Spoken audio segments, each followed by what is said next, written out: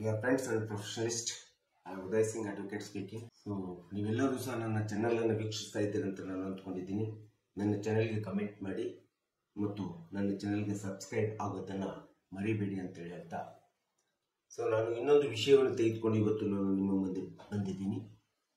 So ನಾನು ಇವತ್ತು ಆಯ್ಕೆ ಮಾಡಿಕೊಂಡಿರ್ತಕ್ಕಂಥ ವಿಷಯ ಅಂತಂದ್ರೆ ನ್ಯಾಯಾಂಗ ನಿಂದನೆ.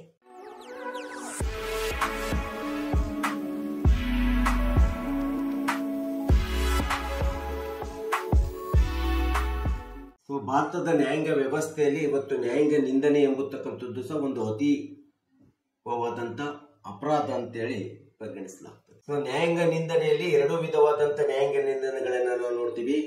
ಒಂದು ಸಿವಿಲ್ ಕೋರ್ಟ್ ಆಫ್ ಕಂಟೆಂಪ್ಟ್, ಇನ್ನೊಂದು ಕ್ರಿಮಿನಲ್ ಕೋರ್ಟ್ ಆಫ್ ಕಂಟೆಂಪ್ಟ್ ಅಂತೇಳಿ. ಒಂದು ಯಾವುದೇ ವಿಧವಾದಂಥ ನ್ಯಾಯಾಂಗದ ತೀರ್ಪನ್ನ ಉಲ್ಲಂಘನೆ ಮಾಡ್ತಕ್ಕಂಥದ್ದು, ಆದೇಶವನ್ನು ಉಲ್ಲಂಘನೆ ಮಾಡ್ತಕ್ಕಂಥದ್ದನ್ನ ಯಾವುದೇ ವ್ಯಕ್ತಿ ಮಾಡಿರ್ಲಿ, ಸಹಜವಾಗಿ ನಾವು ಅದನ್ನ ಸಿವಿಲ್ ಕಂಟೆಂಪ್ಟ್ ಆಫ್ ಕೋರ್ಟ್ ಅಂತೇಳಿ ನಾವು ಕರಿತೀವಿ. ಇನ್ನು ಎರಡನೇದು ಅಂತಂದ್ರೆ ಯಾವುದೇ ಒಬ್ಬ ವ್ಯಕ್ತಿ ನ್ಯಾಯಾಂಗದ ನಿರ್ಧಾರಗಳನ್ನ ಅಥವಾ ನ್ಯಾಯಾಂಗದ ತೀರ್ಪುಗಳನ್ನ ಅಥವಾ ಆದೇಶಗಳನ್ನ ಟೀಕೆ ಮಾಡ್ತಕ್ಕಂಥದ್ದು, ಅವಹೇಳನ ಮಾಡ್ತಕ್ಕಂಥದ್ದು ಮತ್ತು ಯಾವುದೇ ವಿಧವಾದಂತಹ ನ್ಯಾಯಾಂಗದ ಪ್ರಕ್ರಿಯೆಗಳ ಆಡಳಿತಾತ್ಮಕವಾದಂತ ಪ್ರಕ್ರಿಯೆಗಳನ್ನ ಟೀಕೆ ಮಾಡತಕ್ಕಂಥದ್ದೇನಿದೆಯಲ್ಲ, ಇದನ್ನು ನಾವು ಕ್ರಿಮಿನಲ್ ಕಂಟೆಂಪ್ಟ್ ಆಫ್ ಕೋರ್ಟ್ ಅಂತೇಳಿ ನಾವು ಕರಿತಾ ಇದ್ದೀವಿ. ಸೊ ಈ ರೀತಿ ಯಾವುದೇ ವಿಧವಾದಂತ ನಿಂದನೆಯನ್ನ, ನ್ಯಾಯಾಂಗದ ಆದೇಶಗಳನ್ನ, ತೀರ್ಪುಗಳನ್ನ ನಿಂದನೆ ಮಾಡತಕ್ಕಂಥದ್ದಾಗ್ಲಿ, ಟೀಕೆ ಮಾಡತಕ್ಕಂಥದ್ದಾಗ್ಲಿ, ಈ ಎರಡೂ ವಿಧವಾದಂತ ನ್ಯಾಯಾಂಗದ ನಿಂದನೆಗಳನ್ನ ನಾವು ಇವತ್ತು ಈ ದೇಶದ ಭಾರತದ ನ್ಯಾಯಾಂಗ ವ್ಯವಸ್ಥೆಯ ಪ್ರಕಾರ ಯಾರು ಈ ರೀತಿಯಾದಂತ ನಿಂದನೆಯನ್ನು ಮಾಡ್ತಾರೆ ಅವರು ಶಿಕ್ಷೆಗೆ ಅರ್ಹರಾಗ್ತಾರೆ, ಜೈಲು ಶಿಕ್ಷೆಗೆ ಅರ್ಹರಾಗ್ತಾರೆ ಮತ್ತು ದಂಡಕ್ಕೂ ಸಹ ಅರ್ಹರಾಗಿರ್ತಕ್ಕಂಥದ್ದು ಅಥವಾ ಎರಡಕ್ಕೂ ಸಹ ಅರ್ಹರಾಗತಕ್ಕಂಥದ್ದನ್ನ ನಾವು ನೋಡ್ತಾ ಇದ್ದೀವಿ. ಆಕ್ಚುಲಿ ನ್ಯಾಯಾಂಗ ನಿಂದನೆ ಎಂಬತಕ್ಕಂಥ ಪರಿಕಲ್ಪನೆಯನ್ನ ನಮಗೆ ಬ್ರಿಟಿಷರ ಆಡಳಿತಾತ್ಮಕ ವ್ಯವಸ್ಥೆಯಲ್ಲಿ ಬಂದಿರತಕ್ಕಂಥ ಒಂದು ಪಳವಳಿಕೆಯಾಗಿ ಬಂದಿರತಕ್ಕಂಥ ನ್ಯಾಯಾಂಗದ ವ್ಯವಸ್ಥೆ ಒಳಗೆ ಅವರು ಹಾಕಿಕೊಟ್ಟಿರ್ತಕ್ಕಂಥ ವಿಚಾರಧಾರೆ ಪರಿಕಲ್ಪನೆ ಆಗಿದೆ. ಈ ಕಾಯ್ದೆಯು ಬ್ರಿಟಿಷರು ಮಾಡಿರ್ತಕ್ಕಂಥ ರೌಲೆಟ್ ಆಕ್ಟ್ ಅಂತೇಳಿ 1773ರಲ್ಲಿ ಇತ್ತು. ಬ್ರಿಟಿಷರ ಕಾಲದಲ್ಲಿರ್ತಕ್ಕಂಥ ರೌಲೆಟ್ ಆಕ್ಟ್ 1773ರ ಕಾಯ್ದೆಯನ್ನ ರೀಪ್ಲೇಸ್ಮೆಂಟ್ ಮಾಡಿ 1926ರಲ್ಲಿ ಕಂಟೆಂಪ್ಟ್ ಆಫ್ ಕೋರ್ಟ್ ಆಕ್ಟ್ ಅನ್ನು ಜಾರಿಗೆ ತರ್ತಾರೆ. ಯಾವಾಗ ಈ ರೀತಿಯಾದಂತ ಕಂಟೆಂಪ್ಟ್ ಆಫ್ ಕೋರ್ಟ್ ಆಕ್ಟ್ ಅನ್ನು ಜಾರಿಗೆ ತರ್ತಾರೆ, ಆ ತಂದಂತ ಸಂದರ್ಭದಲ್ಲಿ ಅಂದಿನ ಸಮಕಾಲ ದಿನಗಳಲ್ಲಿದ್ದಂತ ಮಡ್ರಾಸ್ ಹೈಕೋರ್ಟ್ ಇರ್ಬೋದು, ಬಾಂಬೆ ಹೈಕೋರ್ಟ್ ಇರ್ಬೋದು, ಕಲ್ಕತ್ತಾ ಹೈಕೋರ್ಟ್ಗಳು ಇರ್ಬೋದು, ಈ ರೀತಿಯಾದಂತ ಒಂದು ಹೈಕೋರ್ಟ್ಗಳಿಗೆ ಕಂಟೆಂಪ್ಟ್ ಆಫ್ ಕೋರ್ಟ್ ಆದಂತ ಸಂದರ್ಭದಲ್ಲಿ ಶಿಕ್ಷೆ ಕೊಡಲಿರುವಂತ ಅಧಿಕಾರವನ್ನ ಈ 3 ಹೈಕೋರ್ಟ್ಗಳಿಗೆ ಕೊಟ್ಟಿರ್ತಕ್ಕಂಥದ್ದನ್ನ ನಾವು ನೋಡ್ತಾ ಇದ್ದೀವಿ. ಆದ್ರೆ 1950ರಲ್ಲಿ ಜನವರಿ 26ರಂದು ಯಾವಾಗ ಈ ದೇಶದ ಸಂವಿಧಾನ ಅಸ್ತಿತ್ವಕ್ಕೆ ಬಂತು, ಈ ದೇಶದ ಸಂವಿಧಾನ ಅಸ್ತಿತ್ವಕ್ಕೆ ಬಂದ ನಂತರದಲ್ಲಿ ಈ ಒಂದು ಕಂಟೆಂಪ್ಟ್ ಆಫ್ ಕೋರ್ಟ್ ಅಥವಾ ನ್ಯಾಯಾಂಗ ನಿಂದನೆಯ ಅಧಿಕಾರವನ್ನ ಸರ್ವೋಚ್ಚ ನ್ಯಾಯಾಲಯ ಇರ್ಬೋದು, ಸುಪ್ರೀಂ ಕೋರ್ಟ್ ಇರ್ಬೋದು ಮತ್ತು ಹೈಕೋರ್ಟ್ಸ್ ಗಳಿಗೆ ಕೊಟ್ಟಿರ್ತಕ್ಕಂಥದ್ದನ್ನು ನಾವಿಲ್ಲಿ ನೋಡ್ತಾ ಇದ್ದೀವಿ. ಈ ಒಂದು ಸುಪ್ರೀಂ ಕೋರ್ಟ್ ಮತ್ತು ಹೈಕೋರ್ಟ್ಗಳು ತಮ್ಮದೇ ಆಗಿರ್ತಕ್ಕಂಥ ಕೋರ್ಟ್ ಆಫ್ ರೆಕಾರ್ಡ್ಸ್ ಗಳನ್ನ ಮಾಡುವುದರ ಮೂಲಕ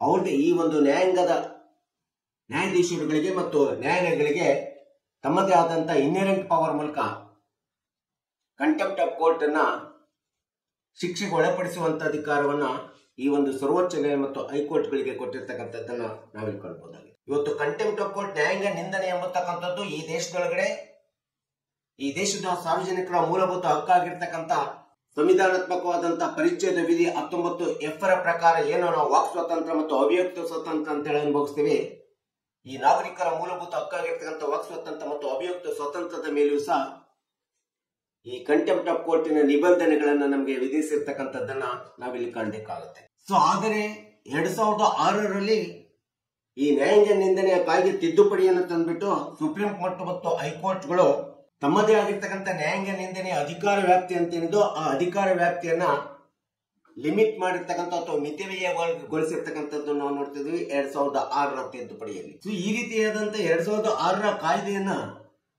ತಂದ್ಬಿಟ್ಟು ಸುಪ್ರೀಂ ಕೋರ್ಟ್ ಅಥವಾ ಹೈಕೋರ್ಟಿನ ನ್ಯಾಯಾಂಗ ನಿಂದನೆ ಅಧಿಕಾರವನ್ನ ಮಿತಿವ್ಯಯಗೊಳಿಸಿರ್ತಕ್ಕಂಥದ್ದಂತಂದ್ರೆ ಯಾವಾಗ ನ್ಯಾಯಾಂಗದ ಪ್ರಕ್ರಿಯೆಗಳಲ್ಲಿ ಅಥವಾ ನ್ಯಾಯಾಂಗದ ಆಡಳಿತಾತ್ಮಕ ವ್ಯವಸ್ಥೆ ಒಳಗಡೆ ಯಾವುದೇ ಒಬ್ಬ ವ್ಯಕ್ತಿ ಅಥವಾ ಯಾವುದೇ ರೀತಿಯಾದಂತಹ ಹಸ್ತಕ್ಷೇಪ, ತೊಂದರೆ ಅಥವಾ ನ್ಯಾಯಾಂಗದ ತೀರ್ಪುಗಳನ್ನ ನಿಂದನೆ ಮಾಡ್ತಕ್ಕಂಥದ್ದು, ನ್ಯಾಯಾಂಗದ ಆಡಳಿತಾತ್ಮಕವಾದಂತ ಪ್ರಕ್ರಿಯೆಗಳಲ್ಲಿ ನ್ಯಾಯಾಧೀಶರ ವ್ಯವಸ್ಥೆ ಒಳಗಡೆ ಹಸ್ತಕ್ಷೇಪ ಮಾಡ್ತಕ್ಕಂಥದ್ದು ಉಂಟಾದಂತ ಸಂದರ್ಭದಲ್ಲಿ ಮಾತ್ರ ನ್ಯಾಯಾಂಗ ನಿಂದನೆ ಅಂತೇಳಿ ಪರಿಗಣಿಸಬೇಕಂತೇಳಿ 2006ರಲ್ಲಿ ಇದನ್ನು ತಿದ್ದುಪಡಿ ಮಾಡಿರ್ತಕ್ಕಂಥದ್ದು ಅಥವಾ ಈ ಕಾಯ್ದೆಯನ್ನು ಜಾರಿಗೆ ತಂದಿರ್ತಕ್ಕಂಥದ್ದು ನಾವು ನೋಡ್ತಾ ಇದೀವಿ. ಸೊ ನ್ಯಾಯಾಂಗ ನಿಂದನೆಯಲ್ಲಿ ನಾವು ಇನ್ನೊಂದು ಅಂಶವನ್ನು ಕಂಡ್ಕೋಬಹುದು.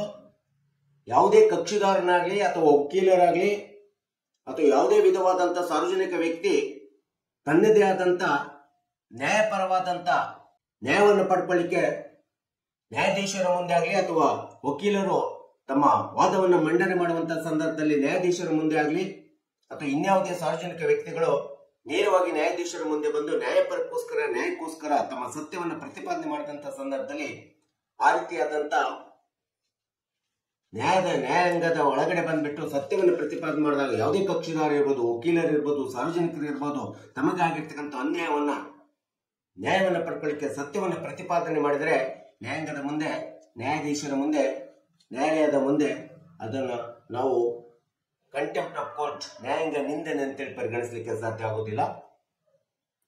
ಸೊ ಇದನ್ನು ನಾವು ಎಲ್ಲರೂ ಸಹ ನೆನಪಿಟ್ಕೋಬೇಕಾಗುತ್ತೆ. ಸೊ ಇಂಥ ಒಂದು ಸುಪ್ರೀಂ ಕೋರ್ಟ್ ಮತ್ತು ಹೈಕೋರ್ಟ್ಗೆ ಇರ್ತಕ್ಕಂಥ ನ್ಯಾಯಾಂಗ ನಿಂದನೆಯನ್ನು ಇವತ್ತಿನ ದಿನಗಳಲ್ಲಿ ಆಧುನಿಕ ನ್ಯಾಯಾಂಗದ ವ್ಯವಸ್ಥೆ ಒಳಗಡೆ ಇವತ್ತು ಕ್ಯಾಟ್ ಇರ್ಬೋದು, KAT ಇರ್ಬೋದು ಅಥವಾ MAT ಇರ್ಬೋದು, ಸೆಂಟ್ರಲ್ ಅಡ್ಮಿನಿಸ್ಟ್ರೇಟಿವ್ ಟ್ರಿಬ್ಯುನಲ್ ಇರ್ಬೋದು, ಕರ್ನಾಟಕ ಅಡ್ಮಿನಿಸ್ಟ್ರೇಟಿವ್ ಟ್ರಿಬ್ಯುನಲ್ ಇರ್ಬೋದು, ಮಹಾರಾಷ್ಟ್ರ ಅಡ್ಮಿನಿಸ್ಟ್ರೇಟಿವ್ ಟ್ರಿಬ್ಯುನಲ್ ಇರ್ಬೋದು, ಈ ರೀತಿಯಾದಂತ ಆಡಳಿತಾತ್ಮಕವಾದಂತ ನ್ಯಾಯಾಲಯಗಳೇನು ಅಂತೇಳಿ ಸ್ಥಾಪನೆ ಆಗಿದ್ದಾವೆ. ಈ ಎಲ್ಲ ಆಡಳಿತಾತ್ಮಕ ನ್ಯಾಯಾಲಯಗಳಿಗೂ ಸಹ ಇವತ್ತು ನ್ಯಾಯಾಂಗ ನಿಂದನೆ ಆದಂತ ಸಂದರ್ಭದಲ್ಲಿ ಶಿಕ್ಷೆಯನ್ನು ವಿಧಿಸುವಂತ ಅಧಿಕಾರವನ್ನ ಈ ಆಡಳಿತಾತ್ಮಕವಾದಂತ ನ್ಯಾಯ ಮಂಡಳಿಗಳಿಗೂ ಸಹ, ನ್ಯಾಯಾಂಗದ ಟ್ರಿಬ್ಯುನಲ್ಗಳಿಗೂ ಸಹ ಕೊಟ್ಟಿರ್ತಕ್ಕಂಥದ್ದನ್ನ ನಾವಿಲ್ಲಿ ನೋಡ್ಬೇಕಾಗುತ್ತೆ. ಇಲ್ಲಿ ಸಿವಿಲ್ ಕಂಟೆಂಪ್ಟ್ ಆಫ್ ಕೋರ್ಟ್ ಬಂದಾಗ ಸೆಕ್ಷನ್ 2 ಕ್ಲಾಸ್ B ಪ್ರಕಾರ ಯಾವುದೇ ಒಬ್ಬ ವ್ಯಕ್ತಿ ವಿಲ್ಫುಲಿ ಇಚ್ಛಾಶಕ್ತಿಯಿಂದ ಉದ್ದೇಶಪೂರ್ವಕವಾಗಿ ನ್ಯಾಯಾಂಗದ ನಿರ್ಣಯಗಳನ್ನ, ಆದೇಶಗಳನ್ನ, ತೀರ್ಪುಗಳನ್ನ, ಡಿಗ್ರಿಗಳನ್ನ ಉಲ್ಲಂಘನೆ ಮಾಡಿದಂತ ಸಂದರ್ಭದಲ್ಲಿ ಅಥವಾ ಇನ್ಯಾವುದೇ ಕಾರಣಗಳಿಂದ ನ್ಯಾಯಾಂಗದ ಆಜ್ಞೆಗಳನ್ನ ಉದ್ದೇಶ ಇಟ್ಟುಕೊಂಡು ನಿಂದನೆ ಮಾಡಿದಂತ ಸಂದರ್ಭದಲ್ಲಿ ಸಹಜವಾಗಿ ನಾವು ಇದನ್ನ ನ್ಯಾಯಾಂಗ ನಿಂದನೆ ಅಂತೇಳಿ ನಾವು ಪರಿಗಣಿಸ್ತಾ ಇದ್ದೇವೆ. ಸೊ ಅಂತ ಸಂದರ್ಭದಲ್ಲಿ ಪ್ರತಿಯೊಬ್ಬ ಆ ರೀತಿ ನ್ಯಾಯಾಂಗ ನಿಂದನೆ ಮಾಡಿದಂತ ಪ್ರತಿಯೊಬ್ಬ ವ್ಯಕ್ತಿಯು ಸಹ ಶಿಕ್ಷೆಗೆ ಒಳಗಾಗತಕ್ಕಂಥದ್ದನ್ನ ನಾವು ನೋಡ್ತೇವೆ. ಇನ್ನು ಕೆಲವೊಂದು ಸಂದರ್ಭದಲ್ಲಿ ಏನಾಗುತ್ತೆ ಅಂತಂದ್ರೆ ಸರ್ವೋಚ್ಚ ನ್ಯಾಯಾಲಯ ತನ್ನದೇ ಆದಂತ ಕೆಲವೊಂದು ಲ್ಯಾಂಡ್ ಮಾರ್ಕ್ ಜಡ್ಜ್ಮೆಂಟ್ ಗಳನ್ನ ಕೊಡ್ತದೆ. ಆ ಸರ್ವೋಚ್ಚ ನ್ಯಾಯಾಲಯ ಕೊಟ್ಟಿರ್ತಕ್ಕಂಥ ಲ್ಯಾಂಡ್ ಮಾರ್ಕ್ ಜಡ್ಜ್ಮೆಂಟ್ಗಳು ಮೈಲುಗಲ್ಲಿನ ತೀರ್ಪುಗಳೇನೇಂತೇವೆ ಆ ಎಲ್ಲ ತೀರ್ಪುಗಳನ್ನ ಸಿವಿಲ್ ಕೇಸಸ್ ನಲ್ಲಾಗ್ಲಿ ಅಥವಾ ಕ್ರಿಮಿನಲ್ ಕೇಸಸ್ ಗಳಲ್ಲಿ ಹೈಕೋರ್ಟ್ಗಳು ಮತ್ತು ಅಧೀನ ನ್ಯಾಯಾಲಯಗಳು ಆ ಲ್ಯಾಂಡ್ ಮಾರ್ಕ್ ಜಡ್ಜ್ಮೆಂಟ್ ಗಳನ್ನ, ಕೇಸ್ ಲಾಸ್ ಗಳನ್ನ ಅಪ್ಲೈ ಮಾಡಿ ತಮ್ಮದೇ ಆದಂತ ನ್ಯಾಯಾಂಗದ ನಿರ್ಣಯವನ್ನು ಮೊಕದ್ದಮೆಗಳಿಗೆ ಸಂಬಂಧಪಟ್ಟಂತೆ, ಸಿವಿಲ್ ಅಥವಾ ಕ್ರಿಮಿನಲ್ ಮೊಕದ್ದಮೆಗಳಿಗೆ ಸಂಬಂಧಪಟ್ಟಂತೆ ತಮ್ಮದೇ ಆದಂತ ನ್ಯಾಯ ನಿರ್ಣಯವನ್ನು ಕೊಡಿ ಅಂತ ಹೇಳ್ಬಿಟ್ಟು ಸರ್ವೋಚ್ಚ ನ್ಯಾಯಾಲಯ ಹೈಕೋರ್ಟ್ ಮತ್ತು ಸಬಾರ್ಡಿನೇಟ್ಸ್ ಕೋರ್ಟ್ಗಳಿಗೆ ಕೊಟ್ಟಿರ್ತದೆ. ಅಂತ ಒಂದು ಸರ್ವೋಚ್ಚ ನ್ಯಾಯಾಲಯದ ಲ್ಯಾಂಡ್ ಮಾರ್ಕ್ ಜಡ್ಜ್ಗಳನ್ನ, ಐತಿಹಾಸಿಕ ನಿರ್ಣಯಗಳನ್ನ, ಕೇಸ್ ಲಾಸ್ ಗಳನ್ನ ಅಪ್ಲೈ ಮಾಡಿ ಅಧೀನ ನ್ಯಾಯಾಲಯಗಳಾಗಿರ್ತಕ್ಕಂಥ ಹೈಕೋರ್ಟ್ಗಳಿರ್ಬೋದು ಅಥವಾ ಅದರ ಕೆಳಗಡೆ ಕೆಲಸ ಮಾಡತಕ್ಕಂಥ ಸಬಾರ್ಡಿನೇಟ್ಸ್ ಕೋರ್ಟ್ನ ನ್ಯಾಯಾಲಯದ ನ್ಯಾಯಾಧೀಶರುಗಳು ಇವುಗಳನ್ನು ಅನುಕರಣೆ ಮಾಡಬೇಕಾಗುತ್ತೆ. ಇವುಗಳನ್ನು ಉಲ್ಲಂಘನೆ ಮಾಡಿ ಕೇಸ್ ಲಾಸ್ಗಳಿಗೆ ತಮ್ಮದೇ ಆದಂತ ಇಚ್ಛೆಗೆ ತಕ್ಕಂತೆ, ಅಧಿಕಾರಕ್ಕೆ ತಕ್ಕಂತೆ ತಮ್ಮದೇ ಆದಂತ ಒಂದು ದುರುಪಯೋಗದ ರೀತಿಯಲ್ಲಿ ಏನಾದರೂ ನಿರ್ಣಯಗಳನ್ನು ಕೊಟ್ಟಾಗ ಅದು ಸಹ ಒಂದು ಕಂಟೆಂಪ್ಟ್ ಆಫ್ ಕೋರ್ಟ್ ಅಂತೇಳಿ ಪರಿಗಣಿಸಿರ್ತಕ್ಕಂಥದ್ದನ್ನ ನಾವಿಲ್ಲಿ ನೋಡ್ತಾ ಇದ್ದೀವಿ. ಸೊ ಹೀಗೆ ಕ್ರಿಮಿನಲ್ ಕಂಟೆಂಪ್ಟ್ ಆಫ್ ಕೋರ್ಟ್ಗಳಲ್ಲೂ ಸಹ ಸೆಕ್ಷನ್ 2 ಕ್ಲಾಸ್ C ಪ್ರಕಾರ ಯಾವುದೇ ವಿಧವಾದಂತ ನ್ಯಾಯಾಂಗದ ನಿರ್ಣಯಗಳನ್ನ ಪತ್ರಿಕೆಗಳಲ್ಲಿ ಟೀಕೆ ಮಾಡತಕ್ಕಂಥದ್ದು, ಸ್ಕ್ಯಾಂಡಲೈಸ್ ಮಾಡತಕ್ಕಂಥದ್ದು, ಪ್ರೆಜುಡಿಸಸ್ ಆಗಿ ನ್ಯಾಯದ ಆದೇಶಗಳ ಬಗ್ಗೆ ಟೀಕಿಸುತ್ತಕ್ಕಂಥದ್ದು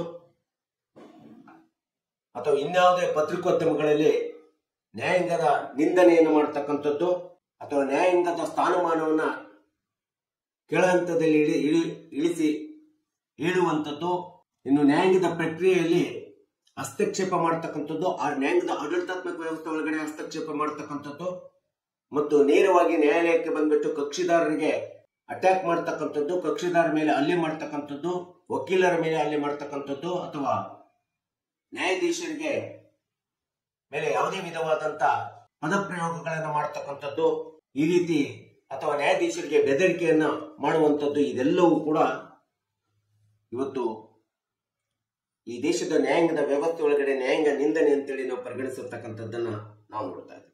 ಯಾವುದೇ ಸಂದರ್ಭದಲ್ಲಿ ನ್ಯಾಯದ ಪ್ರಕ್ರಿಯೆ ಒಳಗಡೆ, ನ್ಯಾಯಾಂಗದ ಆಡಳಿತಾತ್ಮಕ ವ್ಯವಸ್ಥೆ ಒಳಗಡೆ, ಕ್ಯಾಂಪಸ್ ಒಳಗಡೆ ಏನಾದ್ರೂ ಈ ರೀತಿಯಾದಂತ ನ್ಯಾಯಾಧೀಶರ ಮುಂದೆ, ನ್ಯಾಯಾಲಯಗಳ ಮುಂದೆ ಈ ರೀತಿಯಾದಂತ ಅಹಿತಕರವಾದಂತ ನ್ಯಾಯಾಂಗದ ನಿಂದನೆಯಾದಂತ ಸಂದರ್ಭದಲ್ಲಿ, ಘಟನೆಗಳು ನಡೆದಂತ ಸಂದರ್ಭದಲ್ಲಿ ಆ ಕಾರ್ಯವ್ಯಾಪ್ತಿಗೆ ಸಂಬಂಧಪಟ್ಟಂತ ನ್ಯಾಯಾಲಯದ ನ್ಯಾಯಾಧೀಶರುಗಳು ತಕ್ಷಣದಲ್ಲಿ ಸೋಮೋಟೋ ಕೇಸನ್ನು ಬುಕ್ ಮಾಡಿ ಅಂತ ವ್ಯಕ್ತಿಗಳನ್ನ ಅರೆಸ್ಟ್ ಮಾಡಿ ಬಂಧನದಲ್ಲಿ ಇರ್ತಕ್ಕಂಥ ಅಧಿಕಾರವೂ ಸಹ ಇವತ್ತು ನ್ಯಾಯಾಲಯಗಳಿಗೆ ಇರ್ತಕ್ಕಂಥದ್ದನ್ನ ನಾವು ನೋಡ್ತಿದ್ವಿ. ಸೊ ಈ ರೀತಿಯಾದಂತ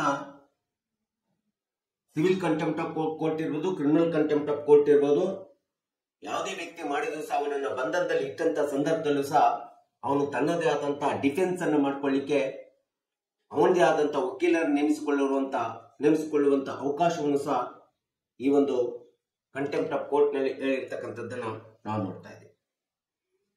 ಇನ್ನು ಒಂದು ವೇಳೆ ನ್ಯಾಯಾಂಗದ ಆವರಣದ ಒಳಗಡೆ ಆಗುವಂತ ನ್ಯಾಯಾಲಯಗಳಲ್ಲಿ ಇದೆಲ್ಲ ಆಗುತ್ತೆ. ಒಂದು ವೇಳೆ ನ್ಯಾಯಾಂಗದ ಆವರಣವನ್ನು ಬಿಟ್ಟು ಹೊರಗೆ ಎಲ್ಲೋ ಸಾರ್ವಜನಿಕರಲ್ಲಿ ಏನಾದ್ರೂ ಇಂಥ ಒಂದು ನ್ಯಾಯಾಂಗದ ನಿಂದನೆ ಆದಂತ ಸಂದರ್ಭದಲ್ಲಿ ಯಾರಾದ್ರೂ ನ್ಯಾಯಾಂಗ ನಿಂದನೆಯ ಒಂದು ಕಂಟೆಂಪ್ಟ್ ಆಫ್ ಕೋರ್ಟಿನ ಸೂಟ್ ಅನ್ನ ಫೈಲ್ ಮಾಡಬೇಕಾದ್ರೆ ಅಥವಾ ಅದನ್ನ ಕೇಸ್ ಮಾಡಬೇಕಾದ್ರೆ ಹೈಕೋರ್ಟಿನಲ್ಲಿ ಅಟಾರ್ನಿ ಜನರಲ್ ರವರ ಒಪ್ಪಿಗೆಯನ್ನು ಪಡಬೇಕು, ಸುಪ್ರೀಂ ಕೋರ್ಟ್ ನಲ್ಲಿ ಸಾಲಿಸಿಟರ್ ಜನರಲ್ ರವರ ಒಪ್ಪಿಗೆಯನ್ನು ತೆಗೆದುಕೊಂಡ್ಬಿಟ್ಟು ನ್ಯಾಯಾಂಗ ನಿಂದನೆಯ ಒಂದು ದಾವೆಯನ್ನು ಹೂಡುತ್ತಕ್ಕಂಥದ್ದು, ಒಂದು ಪ್ರೊಸೀಡಿಂಗ್ಸ್ ಅನ್ನು ನಡೆಸತಕ್ಕಂಥದ್ದು ಒಂದು ಪ್ರೊಸೀಜರ್ ಇದೆ, ನಿಯಮ ಇದೆ. ಇದನ್ನು ಅನುಕರಣೆ ಮಾಡಬೇಕಾಗುತ್ತೆ.